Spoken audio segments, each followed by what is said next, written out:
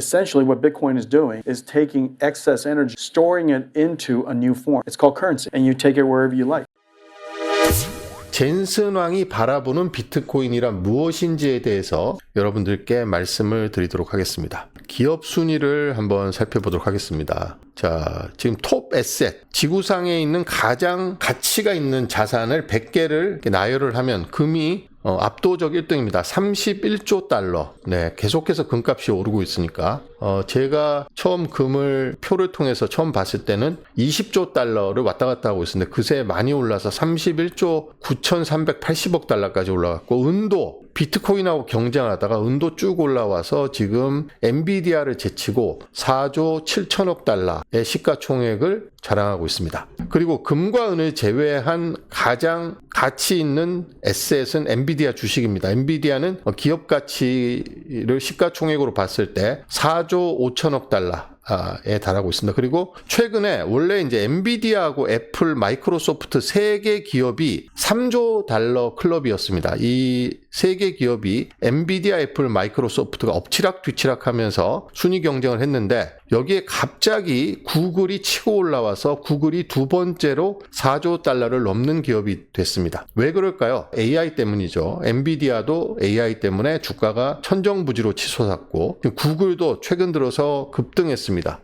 구글이 갖고 있는 기술력에 대한 시장의 기대가 반영이 된 거죠. 비트코인은 지금 8위에 머물고 있습니다. 1조 8천억 달러입니다. 그 다음에 제가 좀 전에 말씀드렸던 테슬라가 금과 은을 포함해서 글로벌 톱 에셋 13위에 자리매김을 하고 있는데 최근에 좀 순위 변동이 있었습니다. 사우디 아람코가 전통적 10위권에서 내려갔다가 최근에 다시 올라왔습니다. 테슬라는 1조 4,930억 달러의 시가총액입니다. 그래서 어제는 제가 테슬라하고 스페이스X를 이끌고 있는 일론 머스크가 비트코인과 관련돼서 어떤 생각과 어떤 믿음을 갖고 있는지, 비트코인이 미래에 어떤 역할을 하게 될 건지를 말씀을 드렸으면, 오늘은 1위 기업인 엔비디아의 젠슨 황이 비트코인을 어떻게 바라보고 있고 비트코인이 AI 기술 발달과 더불어서 우리 삶에서, 우리 경제에서 어떤 역할을 수행하게 될 것인지에 대한 젠슨 황의 생각을 한번 들여다볼까 합니다.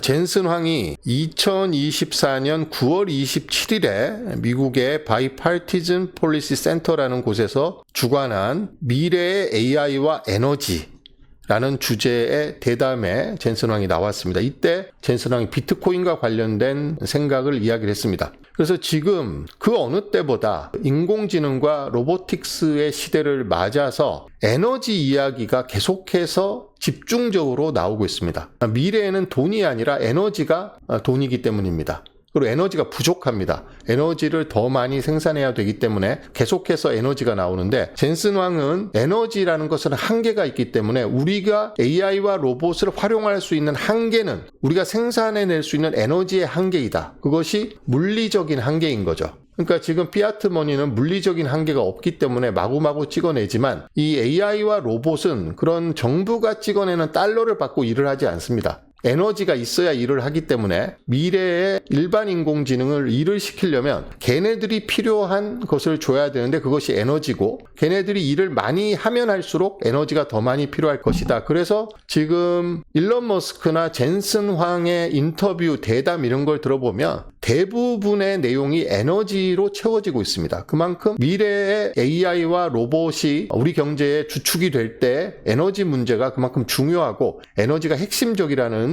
그런 것을 읽을 수가 있습니다. 이들의 이야기에서. 이 영상입니다. 젠슨 황이 2024년이니까 지금보다 한 1년 한 3개월쯤 전에 젠슨 황이 인터뷰를 했습니다. 여기에서 젠슨 황의 에너지에 대한 생각, 그리고 인공지능에 대한 생각을 들어볼 수 있는 그런 영상인데, 여기에 대해서 비트코인에 관련해서 언급한 대목을 한번 보시겠습니다. So I invest in crypto startups, and our industry would kind of like to thank your industry for taking a little bit of the heat off of the negative PR of Bitcoin mining and all that. But that being said, a lot of power producers, energy producers, the excess energy, they allocate that to Bitcoin mining because there's a very clear market there, kind of one-to-one financial market there.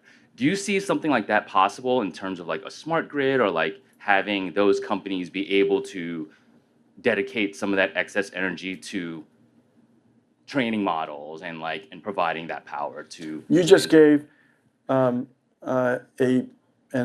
current example of excess energy Right. being used Right, to convert to store that energy.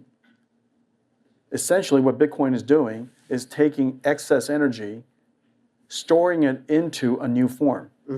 It's called currency. And you take that currency and you take it wherever you like. And so you took energy from one place and now you've transported it everywhere. Now, of course, that's just Bitcoin. Imagine a much more universal currency called intelligence. Using exactly all the same concept that you described. You find places with excess energy. Go put a data center there. Transfer that energy, compress it into an artificial intelligence model. Take that model all over the place to use it. Make sense? Same idea. Yeah, Excellent. awesome.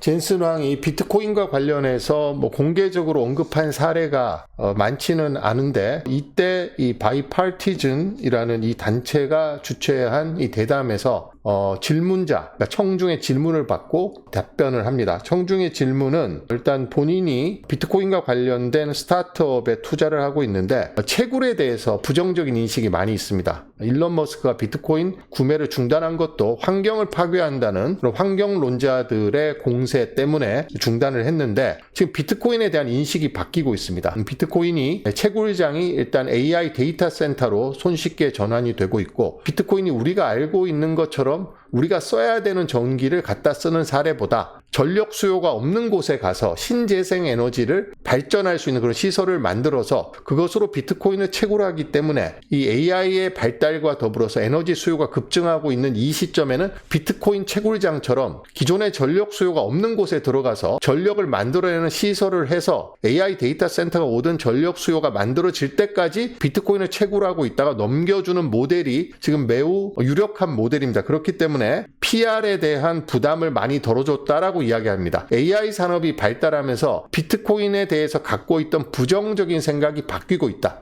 비트코인이 우리가 써야 되는 아까운 전기를 쓰는 게 아니라 기본적으로 잉여 에너지를 써서 채굴을 많이 하고 있습니다. 그리고 잉여 에너지가 없는 곳에서는 전력 수요가 없는 데 가서 전력을 생산하면 그 즉시 잉여 에너지가 되죠. 아무도 전기를 쓸 사람이 없는데 전기를 생산하니까. 근데 거기서 이제 비트코인을 채굴합니다. 그러니까 스스로 잉여 에너지를 창출을 해서 그 잉여 에너지를 갖고 비트코인을 채굴하게 되는 거죠. 이렇게 되니까 비트코인에 대한 부정적 인식이 점점점 줄어들고 있다라고 하면서 질문을 합니다. 젠슨왕은 여기에서 본질적으로 비트코인이라고 하는 것은 excessive 에너지, 과잉 에너지, 잉여 에너지를 갖고 새로운 형태로 저장하는 것이고 그것을 통화라고 한다. 라고 이야기를 했습니다. 자, 정확하게 뭐라고 했냐면 Bitcoin takes excessive energy, stores it as currency and allow that value to move anywhere in the world라고 이야기를 했습니다. 비트코인은 잉여 에너지를 가지고 통화의 형태로 저장을 합니다. 가치를. 그리고 그 가치를 전 세계 어느 곳으로도 이동시킬 수 있도록 해줍니다. 이것이 비트코인의 본질이라고 젠슨 왕이 이야기를 합니다. 그래서 일론 머스크가 이야기한 비트코인의 가치라든지 이런 것과 똑같습니다, 사실은. 그런데 젠슨 왕이 엔비디아 칩을 생산해서 인공지능 산업을 선도하고 있는 기업인이기 때문에 비트코인에 대해서 더 심도 있게 본인의 생각을 이야기할 필요는 없기 때문에 질문을 받고 요 정도까지만 이야기한 것으로 보입니다. 근데 비트코인에 대한 기본적인 인식은 세계 1위 기업인 엔비디아의 젠슨 황이나 일론 머스크나 다르지 않다는 걸 확인을 할 수가 있습니다. 조금 더 젠슨 왕의 이야기를 살펴보도록 하겠습니다. 자, 젠슨 왕은 비트코인이 잉여 에너지를 휴대 가능한 형태의 화폐로 바꿔준다. 이런 젠슨 왕의 이야기는 비트코인이 전기 먹는 하마라는 오랜 비판에 대한 도전이자 반박입니다. 그런데 이런 말을 하기가 쉽지 않죠. 젠슨 왕 정도 되는 사람이 본인이 비트코인에 투자를 하는 것도 아닌데 비트코인에 대해서 이렇게 이야기를 하면 환경론자들로부터 공격을 받을 수가 있습니다. 그런데도 불구하고 젠슨 왕은 이 정도까지는 이야기를 한 거죠. 그리고 비트코인은 점점점 잉여 에너지, 우리가 사용하지 않는 에너지를 활용해서 비트코인을 채굴하고 있습니다. 자, 어떤 전기냐? 유전에서 막대한 천연가스가 나옵니다. 바다 위에 유전을 건설을 하면 거기에서 천연가스가 나오는데 이 천연가스를 쓸 데가 없으니까 그냥 태워서 날려버리죠. 이 천연가스를 활용해서 전력을 생산해서 비트코인을 채굴하면 이것이 잉여 에너지, 잉여 전력을 비트코인 채굴에 활용하는 하나의 예입니다. 그 다음에 잠비아의 젠감이나 수력발전소에 대해서 제가 여러 차례 말씀드렸습니다만 위치 에너지로서의 어떤 전력 생산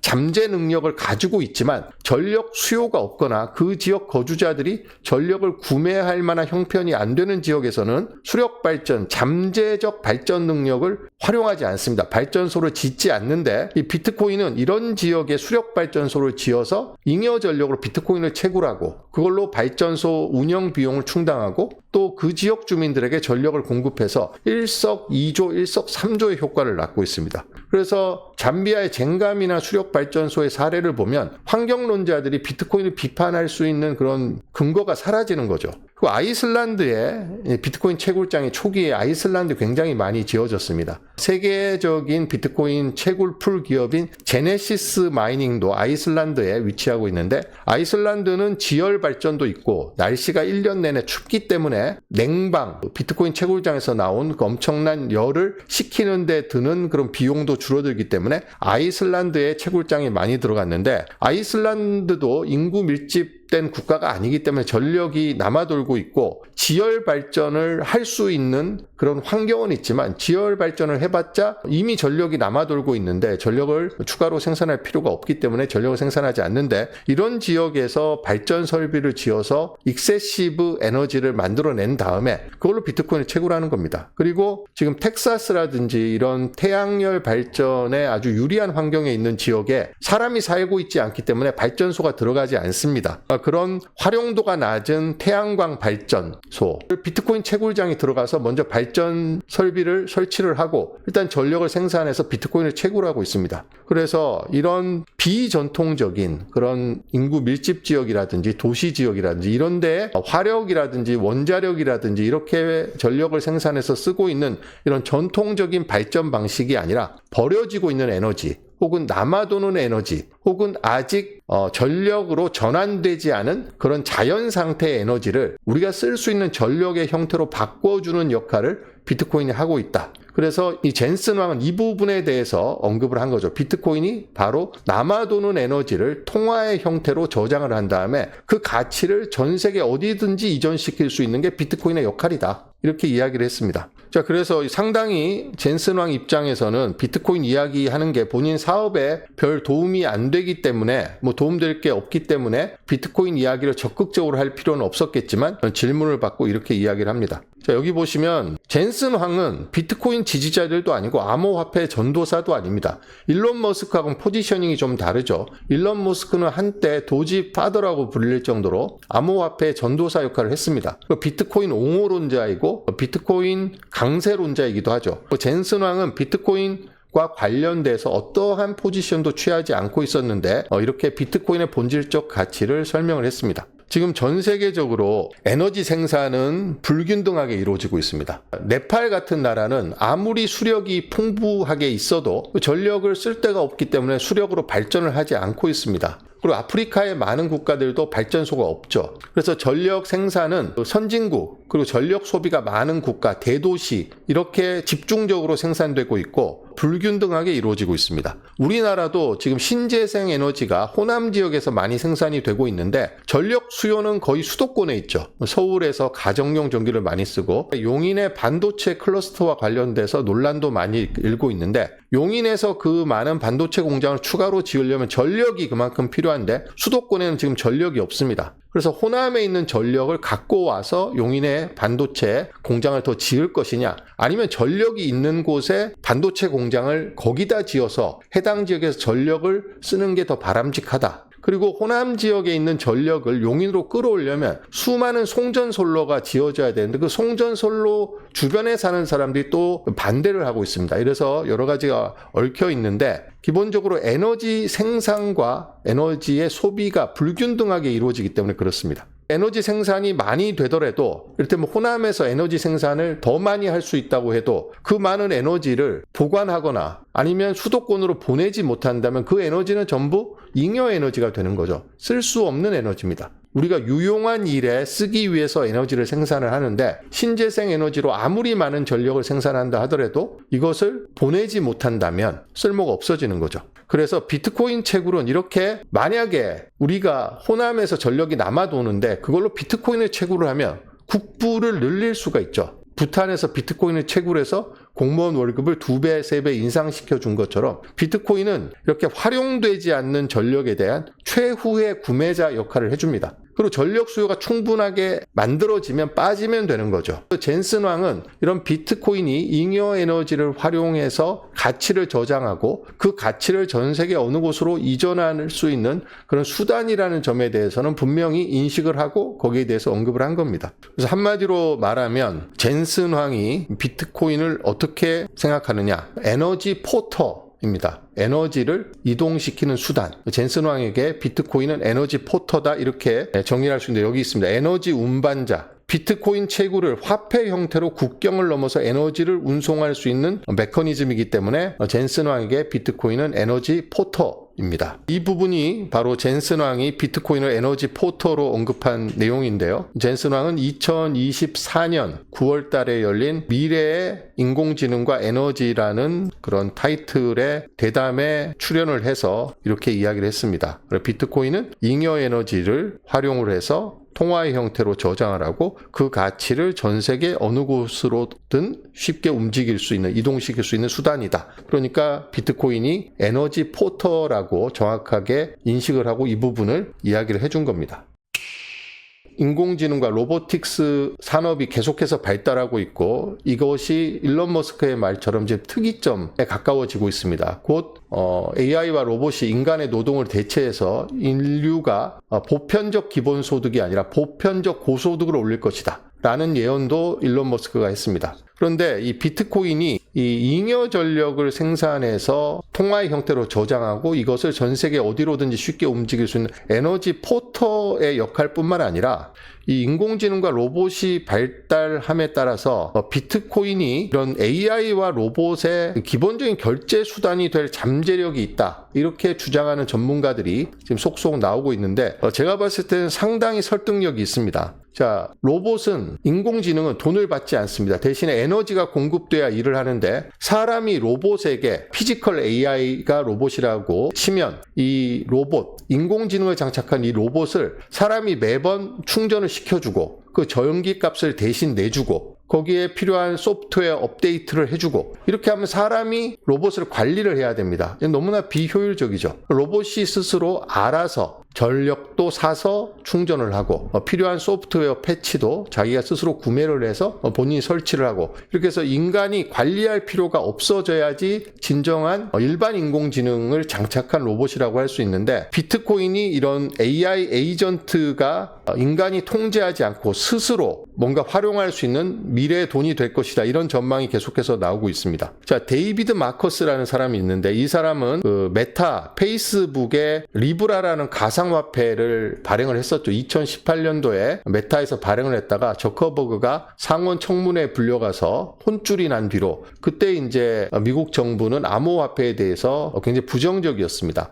바이든 임기 내내 암호화폐에 대해서 부정적이었고 저커버그가 상원 청문회에 끌려가서 혼이 난 다음에 이제 암호화폐 진출을 접었죠. 그때 메타에서 암호화폐 사업을 총괄했던 사람이 데이비드 마커스라는 사람인데 이 사람이 향후 AI 에이전트의 기본적인 거래 수단으로 비트코인이 자리를 잡게 될 것이다. 이를 통해서 AI 에이전트들 그러니까 인공지능을 탑재한 로봇이나 인공지능이 사람의 관리를 받는 게 아니라 스스로 비트코인과 같은 암호화폐를 통해서 거래하는 시대가 올 것이다. 이렇게 내다봤습니다. 비트코인은 국경을 넘는 자금 거래에 제한이 없고 탈중앙화된 특성을 갖추고 있어서 로봇과 인공지능이 비트코인을 사용해서 일상적인 결제를 할 것이다. 이렇게 내다본 거죠. 그리고 이제 팔란티어의 공동 창업자 중에 한 명인 조 론스데일이라고 있습니다. 팔란티어는 이제 피터 틸이 이끄는 미국의 데이터 분석 기업 빅데이터 기업이죠. 미국 정부를 주요 고객으로 하고 있는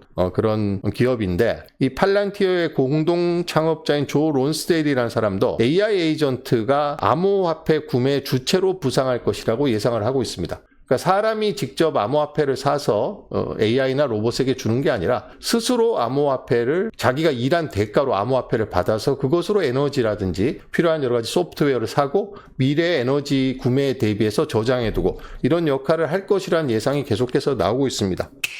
일론 머스크뿐만 아니라 지금 젠슨 황도 비트코인의 가치를 정확하게 인식을 하고 언급을 했고 비트코인이 앞으로 인공지능이 또 로봇 산업이 발달하면 발달할수록 에너지를 생산하는 그런 수단으로서 에너지를 저장하고 이동시키는 수단으로서의 비트코인의 가치는 더욱더 커질 것이고 그뿐만 아니라 인공지능이나 로봇이 경제 주체로 등장했을 때 비트코인이 그들이 쓸 수 있는 어떤 통화의 형태로 새로운 역할을 하게 될 것이다 라는 전망이 계속해서 나오고 있습니다. 이 부분은 아마 우리가 몇 년 안에 아마 볼 수 있는, 목격할 수 있는 그런 미래의 현실이 아닐까 생각을 합니다. 일론 머스크가 인공지능하고 로봇이 보편화되면 3년 내에 의사도 사라지고 화이트 칼라 일자리 절반이 사라지고 또 인공지능과 로봇이 엄청난 생산성으로 상품과 서비스를 지금보다 훨씬 더 많이 저렴한 비용에 생산할 것이기 때문에 노동을 분배하는 시스템으로서의 돈은 필요가 없어질 것이고 에너지가 미래의 돈이 될 것이다 라고 이야기를 했습니다.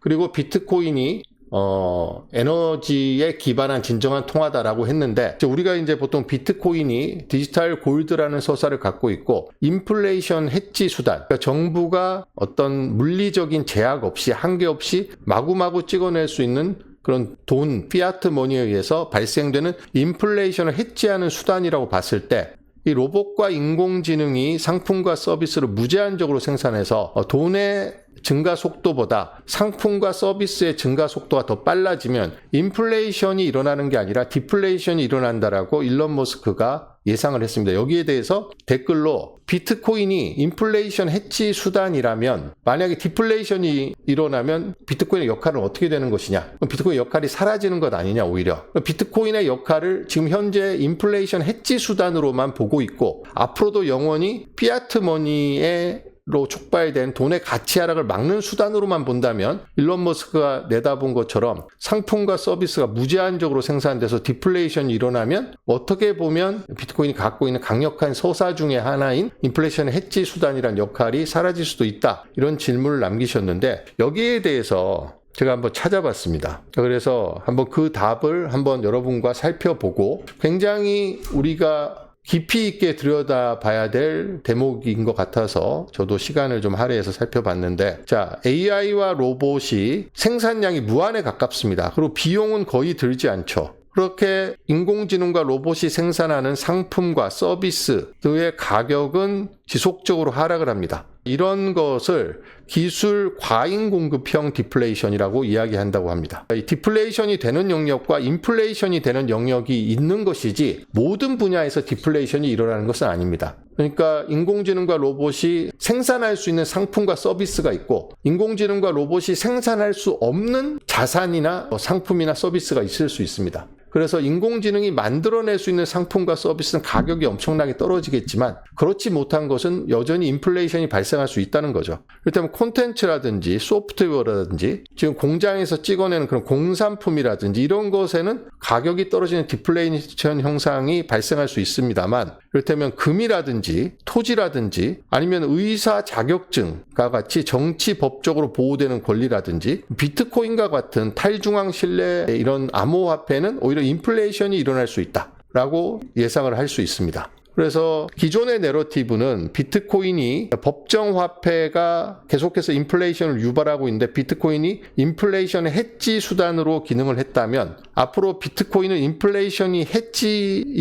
해지하는 수단이 아니라 디플레이션이 일어나는 세계의 기준 자산이 된다. 이런 전망을 할 수가 있겠죠. 그래서 인공지능은 콘텐츠라든지 소프트웨어라든지 아니면 음악이라든지 영화는 인공지능이 아주 저렴한 비용으로 무한정 더 생산할 수 있지만 비트코인은 1사토시도 더 생산할 수가 없습니다. 그러니까 인공지능과 로봇의 생산성이 비약적으로 향상이 돼서 정말 상품과 서비스의 가격이 한없이 떨어지는 상황이 오더라도 비트코인은 가격은 떨어지지 않는다는 이야기죠. 마찬가지로 한국의 인구가 유지가 된다고 생각을 한다면 핵심 지역에 있는 부동산도 인공지능이나 로봇이 추가로 생산할 수 없기 때문에 그 부분에 대한 가격도 떨어지지 않습니다. 그리고 여기 인공지능과 로봇이 또 침범할 수 없는 영역이 법적, 정치적으로 보호되는 권리입니다. 일론 머스크가 3년 내에 외과 의사를 옵티머스 같은 로봇이 대체할 것이다 라는 전망을 했지만 그것은 법적, 제도적으로 허용이 됐을 때 가능한 일입니다. 만약에 우리나라가 법적으로 로봇이 수술을 할 수 있도록 허용하지 않으면 로봇이 수술이 아무리 가능하다고 할지라도 로봇에게 수술을 맡기는 일은 일어나지 않습니다. 여전히 의사가 계속해서 수술을 해야 되는 거죠.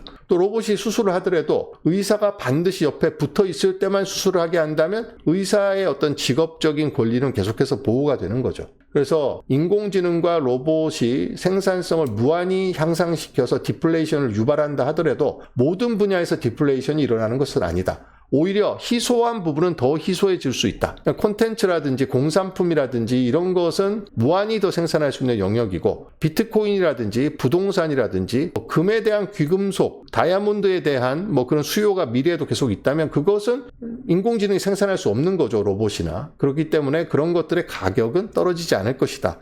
이렇게 예상을 해볼 수가 있습니다. 그래서 지금 인공지능과 로봇의 어떤 특이점, 인공지능과 로봇의 등장으로 인한 특이점이 너무 갑자기 우리에게 훅 다가왔기 때문에 앞으로 세상이 어떻게 변할지, 이런 기술의 발전이 어디까지 이루어질지를 예상을 정확하게 할 수는 없지만 일론 머스크라든지 젠슨 황같이 이 세계의 기술 발전을 이끌고 있는 사람들의 어떤 철학이라든지 신념이라든지 그들의 말을 통해서 우리가 한번 미래 사회를 한번 예상을 해볼 수 있는 거죠. 그래서 그들의 말에 어떤 의미를 분석하고 그들의 말을 우리 관심을 갖고 학습하는 것은 매우 중요하다고 생각을 하고 있습니다.